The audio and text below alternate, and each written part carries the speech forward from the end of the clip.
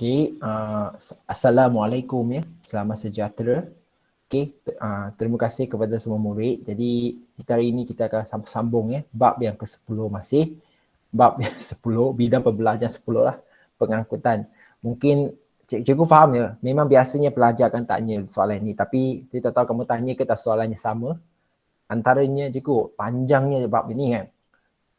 Ya, kalau kamu semua tanya saya, kalau murid-murid semua tanya cikgu kan, antara bab apa yang paling lazim keluar dalam SPM lah. Antara dia ialah bab yang ke-10. Dan seperti yang anda dah belajar dari awal sampai sekarang, banyak benda yang dia tanya. Ya. Dan soalan yang berkait dengan kebat, biasanya jatuh pada penyakit-penyakit yang berpunca daripada sistem peredaran darah dan juga sistem limfa manusia. Sebabnya, kalau anda tengok penyakit-penyakit yang kita ada sekarang, kebanyakannya yang kita lazimnya dengar, kita sudah biasa dengar adalah seperti penyakit kardiovaskular. Penyakit kardiovaskular, jantung, salur darah. Tapi kita nak sambung hari ini untuk sistem yang kedua yang berkait dengan pengangkutan. Kalau anda tengok pada muka surat 189 ataupun kalau kamu ada data yang cukup boleh tengok pada skrin saja. Ya. Kita akan masuk ke dalam subtopik 10.7 ini ataupun standard pembelajaran sistem limfa manusia. Sistem limfa manusia. Murid-murid, sistem limfa dan sistem peredaran darah adalah dua sistem yang berbeza. Perlu faham dulu. Dua sistem yang berbeza. Adakah tak sistem limfa kamu baru saja sentuh? Tidak. Kamu telah sentuh pada bab sistem pencernaan makanannya. Murid-murid, sistem pencernaan makanan sebelum ni, kamu mesti sentuh satu perkataan yang bernama laktil. Laktil. Pada vilus makanan. Laktil. Tahu apa itu laktil tak? Siapa boleh bagi tahu cikgu? Laktil. Laktil. Ingat ke tak murid-murid?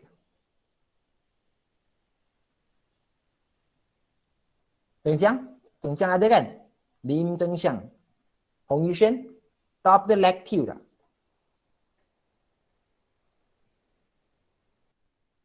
Kalau tahu, siapa di sini tahu? Boleh tak? Siapa nak bantu? Zheng Xiang ke? Siapa nak bantu Zheng Xiang ke Yuxuan? Laktil. Ingat ke tak? Sistem pencernaan makanan.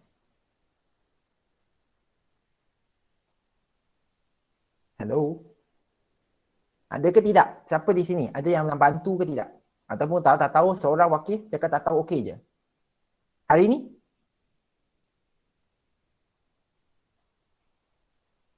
Hari ini? Tak tahu. tak tahu. Okey, bagus. Kalau kamu tak tahu, kamu harus ingat je. Cikgu pun terus buka je Google. Dengan cepat cikgu buka vilus. Ada ke tak dia ring a bell? Membuatkan anda ingat semula. Okey? Kalau anda lupa, ya. Inilah yang cikgu sebut tadi. Okey? Vilus. Vilus di usus kecil. Vilus di usus kecil ada struktur yang seperti kamu nampak pada skrin kamu sekarang dengan cepat, iaitu yang tengah-tengah yang berwarna oranye, laktil. Salur darah ialah yang warna merah dan biru itu di mana penyerapan nutrien yang telah dicernakan dibahagi kepada dua nutrien itu. Nutrien yang larut air, nutrien yang larut air seperti vitamin B dan C akan masuk dalam kapilari darah, sistem peredaran darah. Manakala nutrien yang larut lemak, larut lipid, tidak larut air tau, larut lipid akan masuk ke dalam laktil. Diulang, laktil. Laktil ini adalah permulaan anda menyedari bahawa dalam badan kita ada satu sistem peredaran yang lain selain daripada sistem peredaran darah, iaitu sistem limfatik. Kalau kamu nak tengok dalam gambar yang ada dalam buku teks anda sekarang, tengok buku teks saya sama-sama sistem limfatik anda, iaitu muka surat yang ke 191. 191. Kalau cikgu nak tanya secara am ya, apa bezanya antara sistem limfa manusia dengan sistem peredaran darah? Sistem limfa manusia dengan sistem peredaran darah manusia. Apa beza dua-dua ini? Jadi kalau kamu tengok gambar raja, kalau bayangkan SPM, murid-murid bayangkan SPM, keluarkan soalan. Dua gambar sistem. Satu ialah sistem peredaran darah, satu ialah sistem limfa. Bagaimanakah kamu nak bezakan? Dua-dua pun hitam putih. Kalau kamu tengok gambar raja sekarang yang pada muka surat 191 ialah hijau itu, laluan hijau itu memanglah nampak lain, hijau kan. Sekarang bayangkan hitam putih, sistem peredaran darah pun hitam putih. Rasanya apa beza yang kamu boleh berikan ataupun sebutkan pada cikgu? Siapa nak cuba? Ya, siapa nak cuba?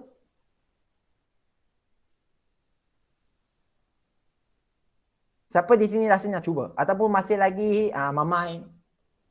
Masih lagi tidur? Siapa nak cuba? Ataupun nak cikgu bercakap saja? Murid-murid boleh tak bagi cikgu satu cadangan? Kai nak cikgu bercakap je ke ataupun lebih kepada soal tanya jawab? Kai? Alia Syafia? Bercakap je. Bercakap je kan? Ciang? Apa dia Ciang? Cikgu, saya nak tanya, saya boleh try tak? Boleh, sila try. Jangan tak try. Sila try. Cikgu suka try. Sila. Dalam sistem peredaran manusia, dia ada dua saluran darah, dua punya, macam mana cakap? Dia dua saluran darah, arteri dan vena. Ya, tapi dalam sistem limfa dia baru ada satu bentuk saja. Oh, kalau ikut kamu yang cakap, bagus. Percubaan yang bagus. Tapi kalau kamu ikut apa yang kamu cakap itu, cikgu nak tanya, bayangkan gambar raja itu hitam dan putih. Bagaimana kamu tahu itu ialah salur arteri ke vena? Dalam gambar raja manusia, macam mana kamu nak tahu? Seperti gambar raja kat depan kamu, ini adalah sistem limfa ini. Jadi, boleh anda bezakan ke tak dua-dua ini? Ya? Siapa nak cuba lagi? Bagus Ciang. Tapi kamu cakap dua itu, dia tak nampak tau. Kita tak nampak. Jadi macam mana? Siapa nak cuba lagi? Sebelum cikgu mula lah. Benda ini penting ya. Cikgu tak nak nanti kamu dah masuk, tapi kamu tak faham apa yang kamu belajar. Sabar ya. Sabar. Jadi siapa lagi nak cuba?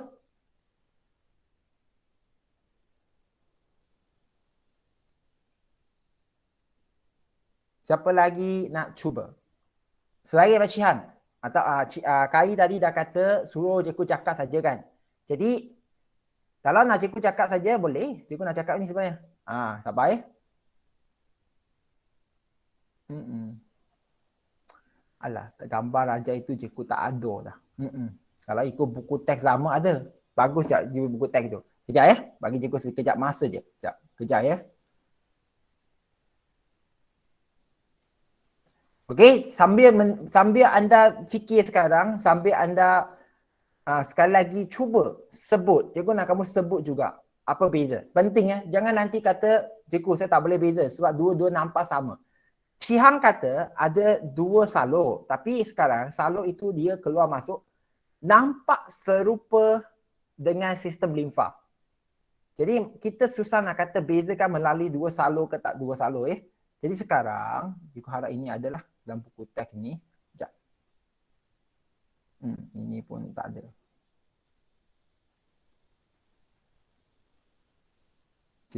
Dia memang dia memang bukan buku ni. Tapi kat internet dia memang jelas lah. Wait lah. Just a moment. Okay. Circulatory system and lymphatic system.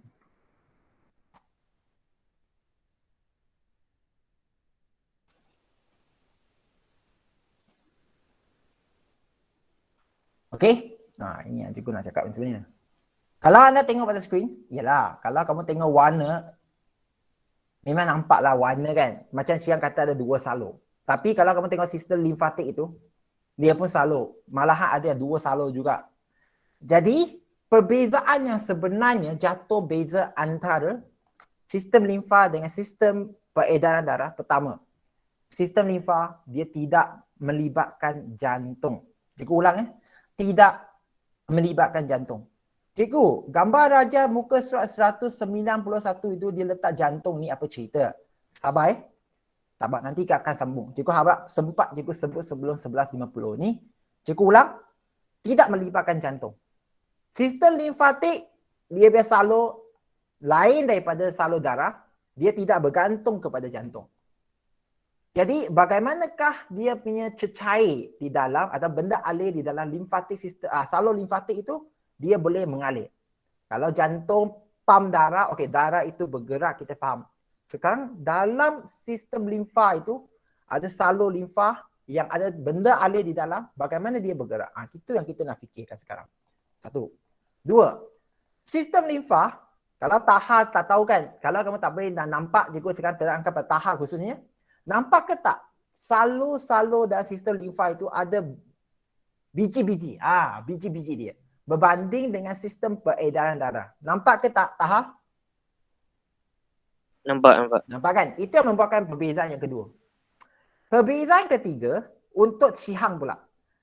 Bukannya 2 salur tau. 2 salur itu kita jarang ataupun susah dah nampak. Tetapi, kita akan nampak salur itu keluar dari jantung, masuk balik pada jantung.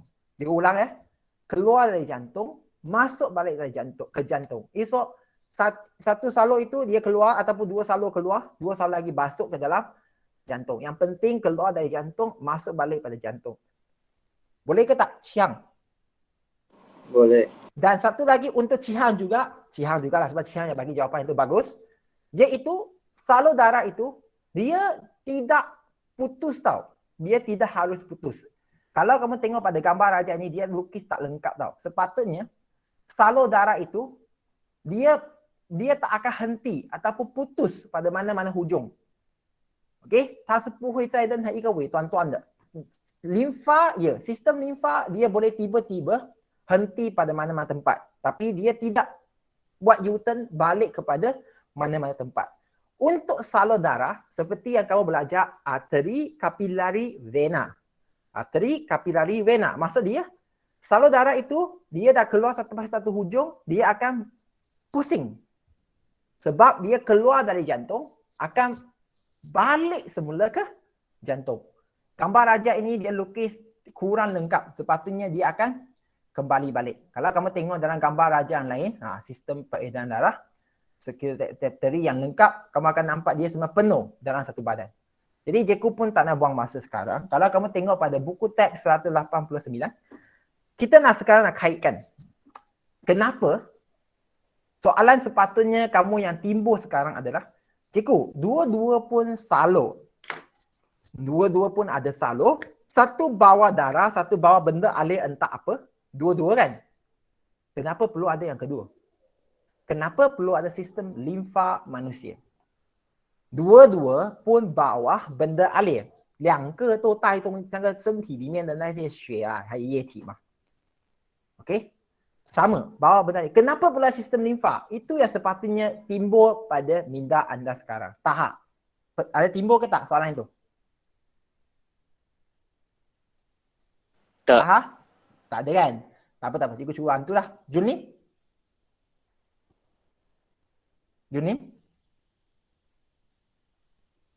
Yes. Good. You share? Macam tu pula semua dah raise the hand. Maksudnya ada fikir kan? Jadi kita pergi satu persatu. Sampai akhir ni kamu perlu jawab soalan cikgu ini . Kamu akan jawab sebelum tamat kelas ini. Kenapa pula sistem limfa manusia? Jadi selain daripada sistem peredaran darah. Okey, terdapat lagi satu sistem, kita tahu dia panggil sistem limfa. Okey. Dan kalau anda tengok, kenapa perlu ada sistem limfa ni?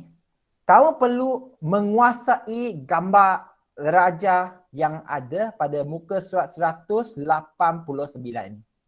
Murid-murid, kalau anda tengok, kita ada arteri. Okey, ini arteri. Okey, dia tulis kat situ arteria, arterio. Lepas tu kapilari ini adalah vena. Tengah-tengah ini kapilari, ya.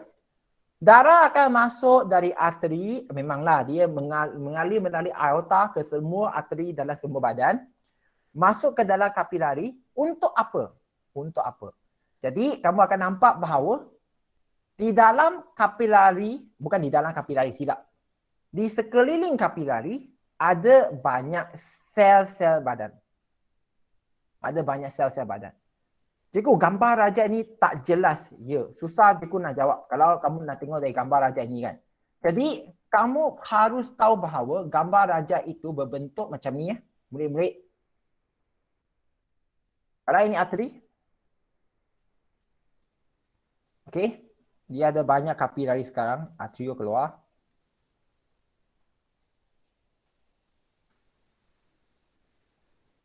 Cikgu, perlu lukis ke benda ini? Tak. Tapi anda perlu faham lukisan itu membawa masuk apa. Cikgu, banyak petak ini apa ni? Bukan petak ya. Ini ada ruang kosong. Okey. Ruang kosong khususnya.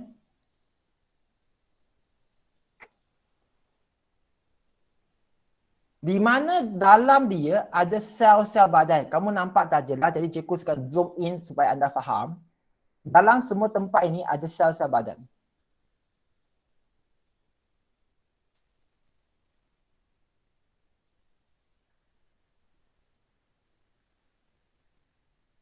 Okey, cikgu ulang. Ini sel-sel badan. Kita semua sedia maklum. Cikgu guna warna biru sekarang menunjukkan dalam salur darah ini ada cecair. Selain daripada sel darah, ada benda alir. Dalam kapilari ada benda alir. Manakala cikgu guna warna hijau sekarang, zoom in lagi sekali lagi. Tengok pada skrin terpaksa tengok skrin. Di sekitar sel-sel badan juga ada cecair. Faham ya? Murid-murid, kamu perlu faham. Dalam salur darah tidak dinafikan ada sel darah merah. Okey, sel darah merah. Tak apa. Yang penting sekarang, yang biru itu ialah apa? Kalau kita rujuk pada benda alir, dalam darah kita dah belajar ada plasma darah. Setuju? Setuju murid-murid? Setuju. Setuju, good. Dalam sekitar sel-sel badan kita, itu pun dikelilingi oleh cecair. Cikgu, ya ke? Ya. Cecair itu sama ada dia banyak ataupun sikit. Yang penting dia merapatkan sel dengan sel. Ada cecair yang rendamkan sel badan kita. Nama cecair itu adalah apa? Okey? Kalau kamu tengok pada buku teks sekarang, cikgu pun tak nak buang masa sekarang. Pertama, kita tengok ayat 1, 2, 3, 4 ni. Darah yang sampai di hujung arteriokapilari darah bertekanan tinggi akibat diameter kapilari darah yang kecil dan daya pengepaman jantung. Sabar jangan highlight apa-apa dulu, nanti kamu boleh highlight. Tekanan ini membolehkan plasma darah meresap secara berterusan dari kapilari darah ke dalam ruang antara sel. Yang pertama kamu perlu highlight adalah ruang antara sel. Okey, plasma darah yang memenuhi ruang antara sel dan sentiasa membasahi sel dikenali sebagai benda alir tisu. Bulatkan benda alir tisu. Jadi murid-murid, yang hijau ini, nama dia panggil ruang antara sel. 细胞跟细胞之间的空间. Tetapi dia bukan ruang kosong. Dia adalah cecair bernama benda alir tisu. Nanti masa akan datang kamu tidak hairan ya, dia akan sentuh juga benda alir interstice. Interstitial fluid, sama je. Okey? Jadi dari mananya datang cecair warna hijau ini? Kalau cikgu tanya sekali lagi, dari mana datangnya cecair warna hijau ini? Siapa nak jawab? Ciang. Siang nak cuba tak? Dari limfa. Dari limfa pula. Tadi kamu dah baca. Dari mana sekali lagi? Baca nombor 1 dan nombor 2 hingga nombor 3. Baca dulu hati. Jawab soalan cikgu semula. Dari mana datangnya benda alat tisu ni?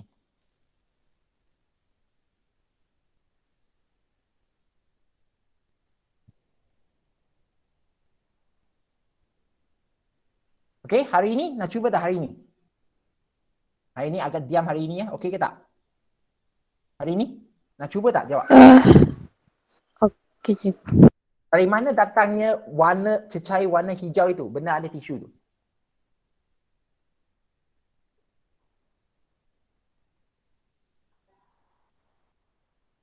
Susah sangat ke? Cikgu pun dah bagi jawapan tadi dah sebut kan?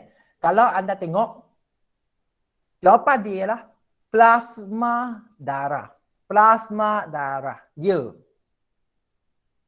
Tengok dalam gambar raja ini. Gambar raja cikgu cakap biru masuk ke dalam ruang kosong. Ruang antarasa ni bentuk cecair warna hijau. Memanglah ada sel tapi cikgu hilangkan sel itu supaya dia tak menjadi soalan. Kalau cikgu tanya tahar juga sekarang, sebab tahar banyak respon bagus tau. Sebab benda ini akan merangsangkan kita ingat. Kalau macam Kai ya belajar untuk bercakap ya, tapi nanti dulu bukan hari ini. Tahar, kenapa? Kalau cikgu tanya soalan ini, soalan SPM sebenarnya. Kenapa plasma darah boleh meresap masuk ke dalam ruang antara sel membentuk benda alat tisu? Cikgu ulang. Bagaimanakah plasma darah boleh meresap masuk ke dalam ruang antara sel untuk membentuk benda alat tisu?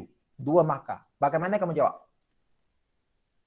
Dia meresap cara resapan ringkas. Kalau resapan ringkas jam. Bukan jawapan tu. Baca nombor 1. Baca nombor 1 itu dalam hati. Cari 2 jawapan itu.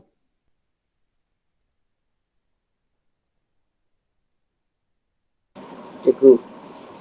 Ya. Ini Cihang ke? Ya. Okay, jadi macam mana? Kenapa dia boleh meresap masuk? Ruang dalam itu cikgu jika saya cakap dalam bahasa Cina boleh tak? Saya pun boleh terangkan, tak ada masalah. Tapi yang penting cuba dalam bahasa Melayu dulu. Cuba dalam bahasa Melayu dulu. Cikgu layan dua-dua, okey je. Kawan kamu yang tak layan je sekarang. Tapi yang penting cuba dalam BM dulu. Cuba dulu. Kalau tak boleh baru bahasa Cina. Okey, cakap.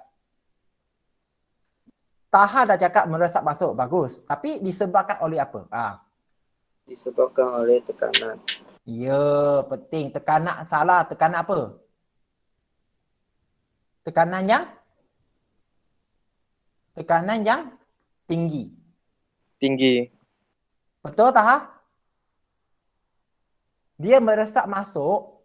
Bayangkan cecair dalam pipe, dia nak keluar dari pipe tau. Bukan keluar daripada hujung. Dia nak keluar dari tengah-tengah pipe. Mestilah disebabkan tekanan yang tinggi. Tapi dalam darah, kita panggil tekanan hidrostatik darah yang tinggi. Kita tak boleh kata tekanan darah tinggi sebab itu ialah penyakit. Jadi, murid-murid, kalau Cihan nak cuba, kenapa? Dari mananya datang tekanan hidrostatik tinggi ni? Kenapa dia boleh tiba-tiba jadi tekanan darah tinggi ni?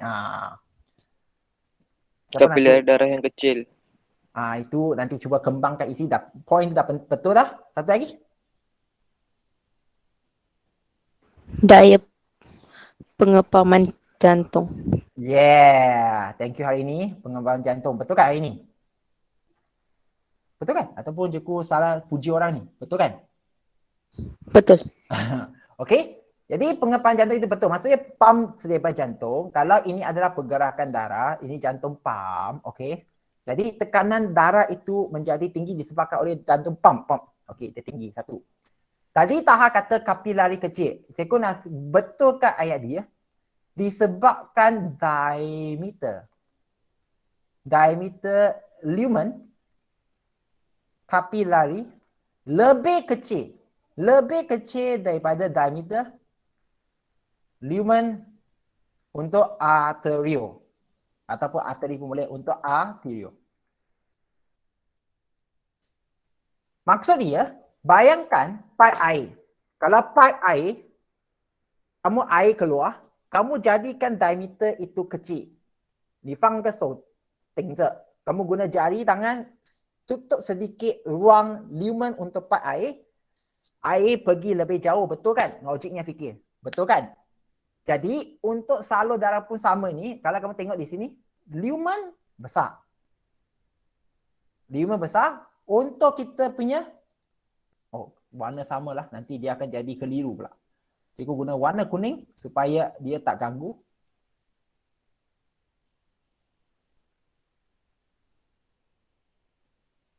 Okey, kalau anda tengok diameter untuk arteri dan arterio adalah lebih besar daripada kapilari, diameter lumen.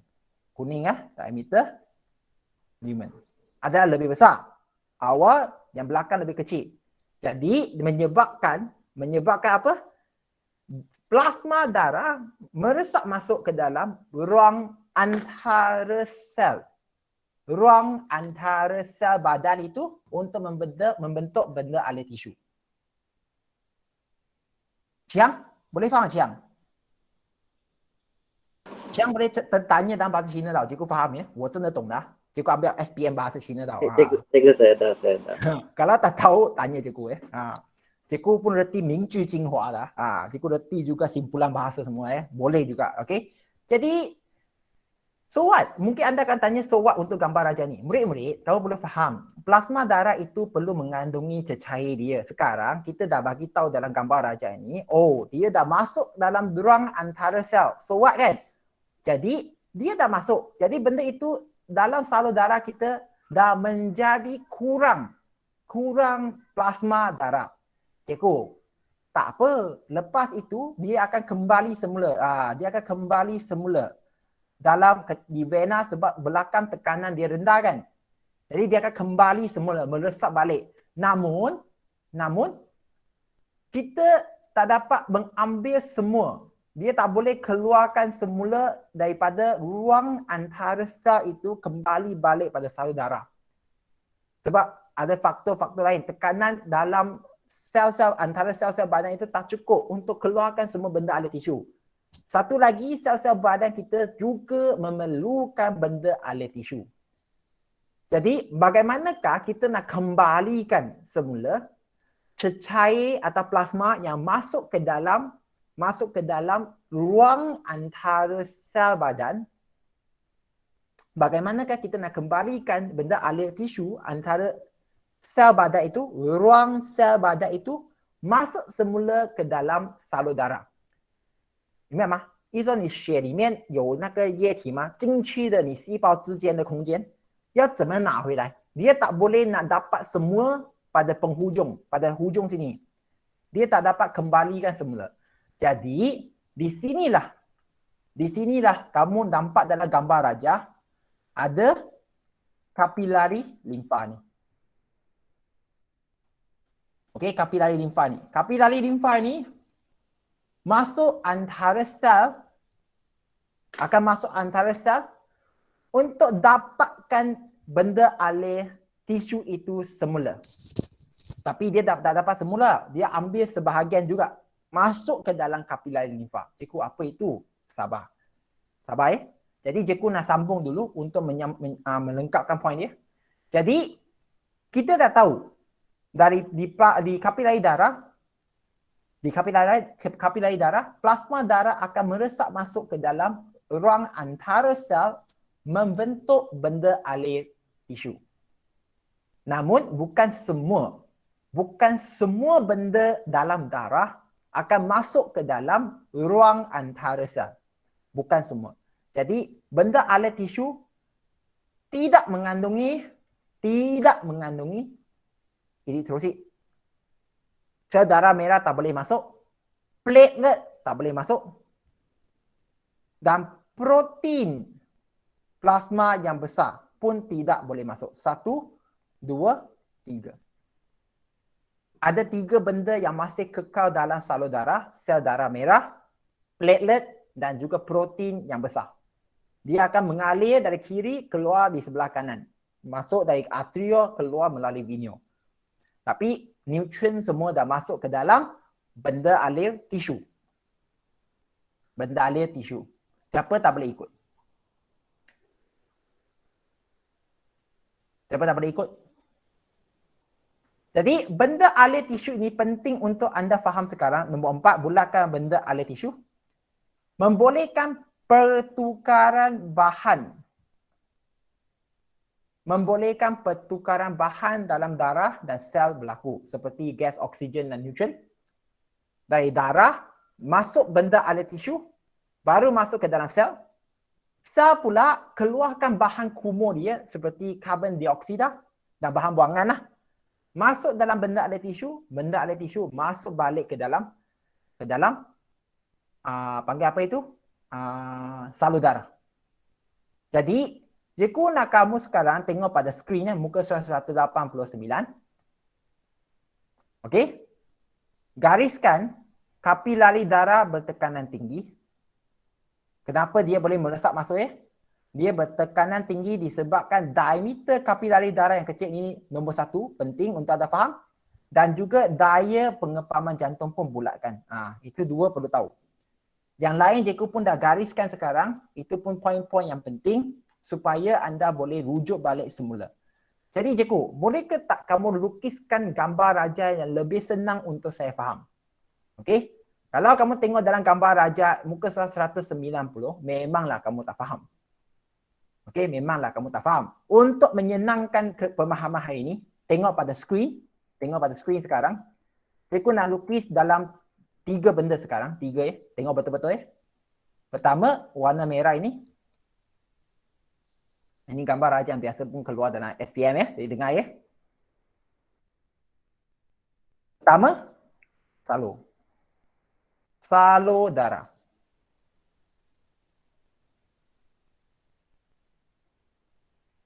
Yang telah dibesarkan lah. Kalau ini adalah kapilari, jadi sel darah merah dia pun adalah nampak besar. Sebab kapilari hanya membenarkan satu sel untuk melintas melalui lumen. Untuk menyenangkan pemahaman, jadi cikgu lukiskan cantik ini adalah eritrosit. Okey, salur darah. Kedua, kita nak besarkan gambar raja di tengah-tengah ini Di tengah-tengah ini ada sel-sel badan. Bukan telur sel-sel badan.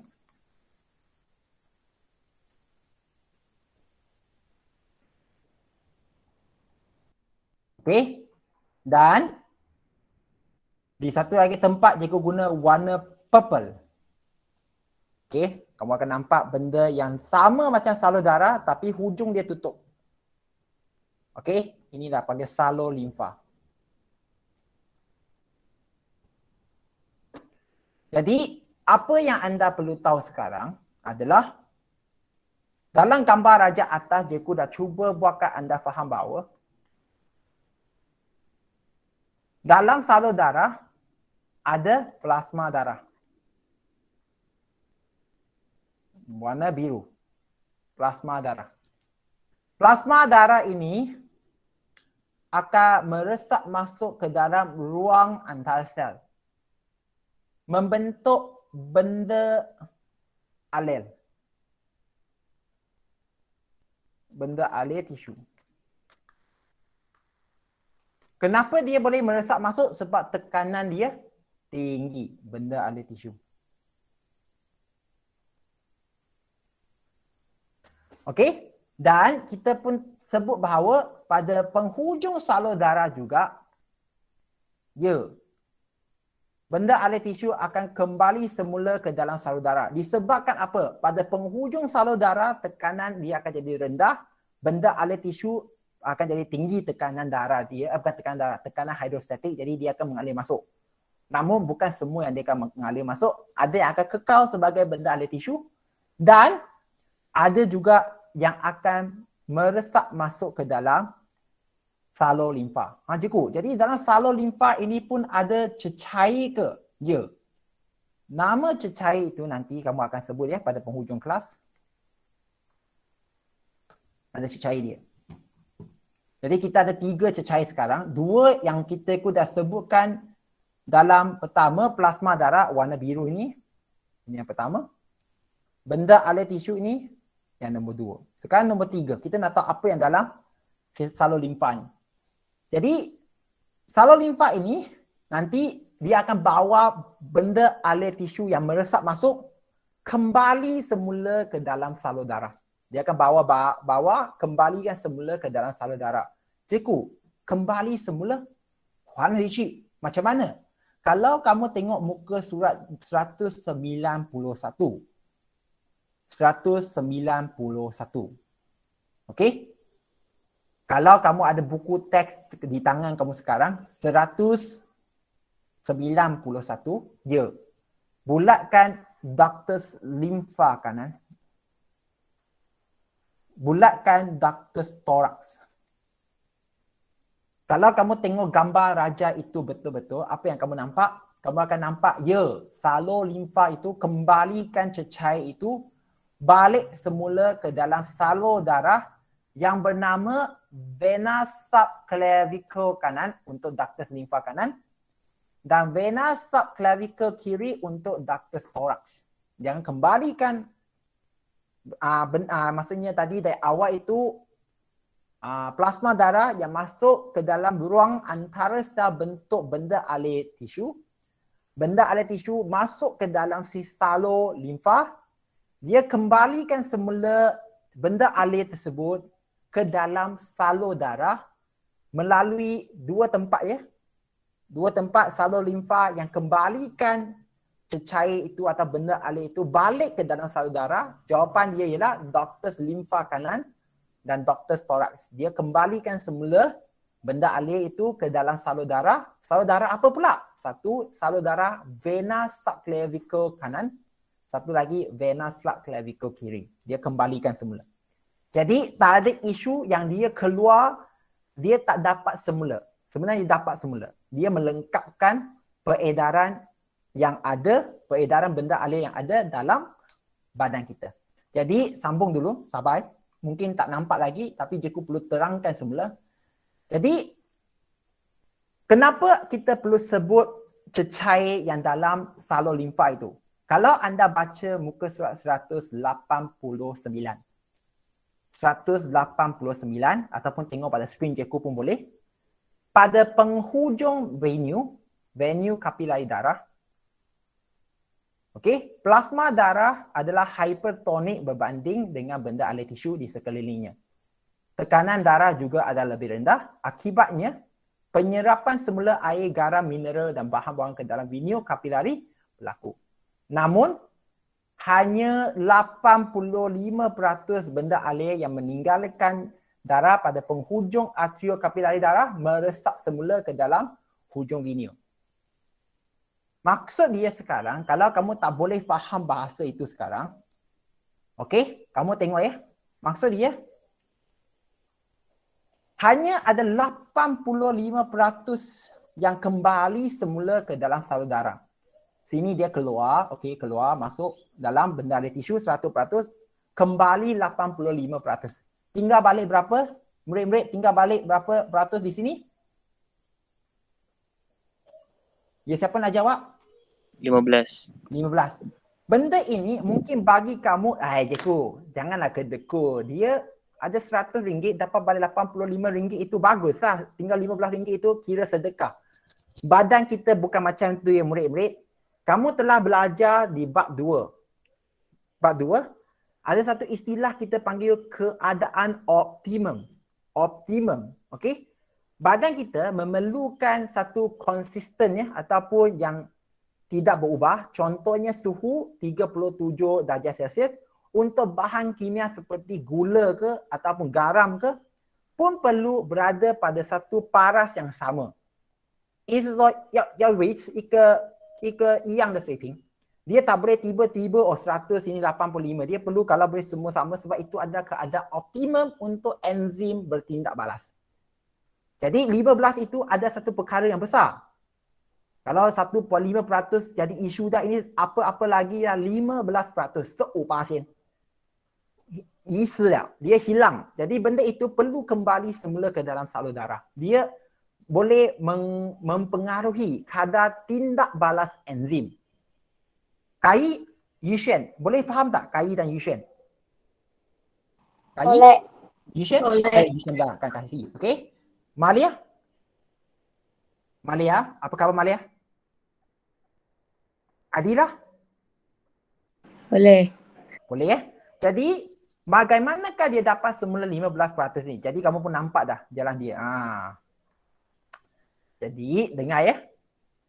Kalau kamu nak buat ulang kaji sekarang, Cikgu sarankan kamu, ini peringkat pertama, fahamkan dulu. Kenapa tak boleh pulang balik semula? Ini soalan pernah tanya 3 markah ya. Memang jawapan sebiji di situ, silakan. Kalau tak nak belajar, nanti kita akan sebut semula.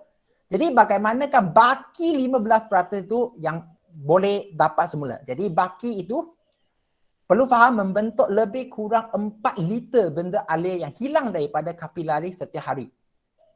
Faham ya? Banyak kan? 4 liter. Kita perlu dapat semula. Jadi bagaimanakah dia memperoleh semula benda air itu? Jadi jawapan dia adalah ini sekejap. Cikgu tengok ada ke tak jawapan yang paling senang.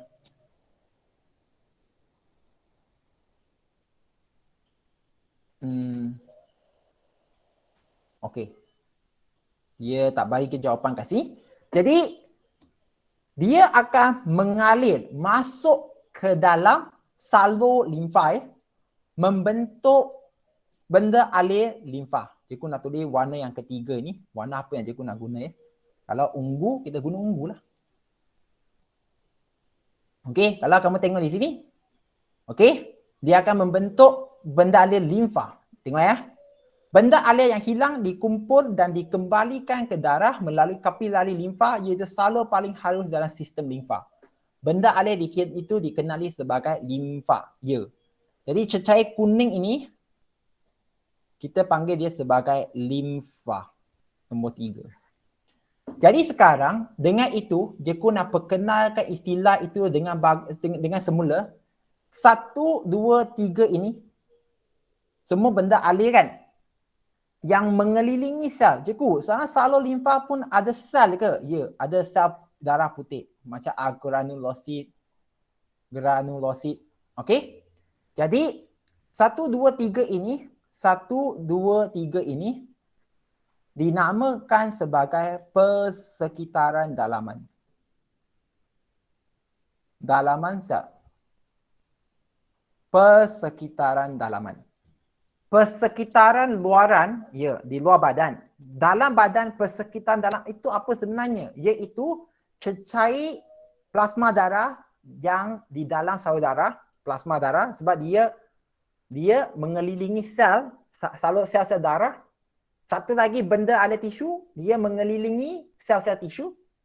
Satu lagi ialah limfa yang mengelilingi apa? Mengelilingi sel-sel dalam salur limfa. Okey, dalam salur limfa ada banyak sel-sel darah putih. Jadi murid-murid, cikgu ulang, benda air yang hilang dikumpul dan dikembalikan ke darah. Cikgu nak kamu gariskan kalau boleh. Benda air yang hilang 15% tu tulis di situ dikembalikan ke darah sebagai limfa melalui kapilari limfa. Dia berwarna kuning pucat. Cikgu, boleh ke tak kamu bagikan saya contoh warna limfa itu? Kalau kamu pernah digigit nyamuk. Kalau kamu mempunyai zaman kanak-kanak yang sihat. Cikgu kata sihat tau. Tempat yang kena gigit nyamuk itu mesti kamu sebagai budak pernah picit. Betul ke tak? Betul ke tidak? Kamu pernah picit kan? Okey, Chen Xiang, you试过吗? Pernah picitkan tempat gigit nyamuk itu? Picit lama-lama kamu akan nampak cecair yang warna kulit sinar sedikit kuning akan keluar. Cikgu, bukan keluar darah ke? Kalau keluar darah maksudnya salur darah kamu dah pecah, itu cerita lain. Tapi sebelum darah itu keluar, kamu picit itu, kamu akan nampak ada cecair yang keluar. Tapi bukan peluh. Kamu tekan-tekan lepas itu benda tempat itu dia lekit sikitnya. Betul kan? Xiang, you 试过吗? Tak pernah. Tak pernah. Ayo, ni semua zaman kanak-kanak yang ada cacat situ sini lah. Kai, pernah cuba tak Kai? Adilah, pernah cuba tak Adilah? Tak. Tak, sedihnya. Adilah? Tak. Tak. Jadi lepas ni kena gigit nyamuk, tempat yang gatal itu kamu cuba picit. Yang merah berlaku itu, tempat merah itu panggil keradangan. Cikgu dah terangkan sikit hari itu, keradangan. Akan lanjut pada bab akan datang, itu keradangan. Cecair yang keluar itu adalah benda alih tisu campur dengan benda alih limfa. Dia limfa tu. Ya. Kamu akan rasa dia lekit sikit. Lain kali kamu tengoklah. Hari ini, pernah cuba tak hari ini? Ada di sini siapa-siapa pernah cuba? Di hari ini? Pernah. Pernah tahan kan? Bagus. Hari ini? Yelah, kalau tidak, paling tidak tempat gigit nyamuk itu kamu akan buat satu bentuk palang. 你会按着吗？做这个十字架的形状，然后你开始按的吗？一定要看的吗？mesti pernah cuba punya. Kecuali kamu tak ada zaman kanak-kanak yang sihat lah, itu yang cikgu cakap. Kalau ada, mesti pernah cuba. Jadi, apakah persamaan antara mereka? Murid-murid, dengar ya. Tengok ya.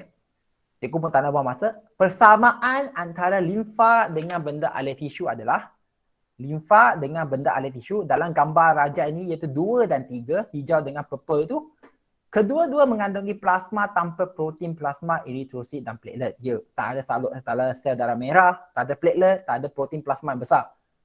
Okey? Tapi benda alih tisu memberi kandungan lemak yang rendah. Manakala limfa memberi kandungan lemak yang lebih tinggi. Kenapa? Siapa boleh jawab?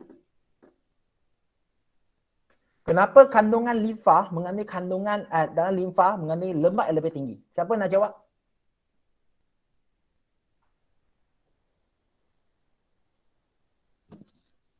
Siapa nak jawab? Murid-murid, siapa nak jawab? Tak ada.